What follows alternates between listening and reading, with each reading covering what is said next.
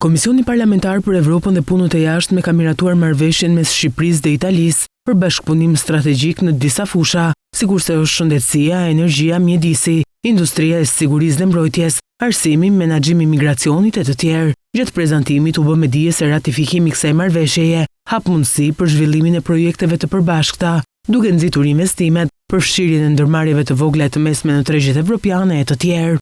Nëpërmjet përfshirjes së fushave si energjia, siguria, migracioni, arsimi, inovacioni dhe përfshirja e diasporës, marrëveshja kontribuon drejt për drejt në promovimin e zhvillimit të qëndrueshëm ekonomik, digitalizimit dhe shkëmbimit të praktikave më të mira, duke reflektuar qasjen gjithëpërfshirëse të qeverisë ndaj zhvillimit kombëtar dhe rajonal.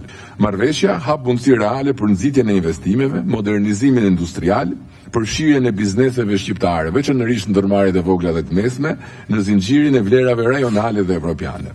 Kostot që vijnë nga zbatimi i marrëveshjes do përcaktohen në momentin e miratimit të projekteve konkrete. Marrëveshja përcakton dhe format e bashkëpunimit, të cilat do të jenë asistencë teknike dhe zbatimi të projekteve të përbashkëta, stimulimin dhe mbështetjen për sipërmarrjet e përbashkëta, shkëmbim ekspertize, kërkime të përbashkëta, studime fizibiliteti, partneritet e të tjera. Kostot do të vlerësohen dhe parashikohen në momentin e shqyrtimit të propozimeve konkrete për bashkëpunim. Marrëveshja parashikon krijimin e Komitetit të Përbashkët të Bashkëpunimit me përfaqësues nga të dy shtetet, që do duhet të mblidhet një herë në vit.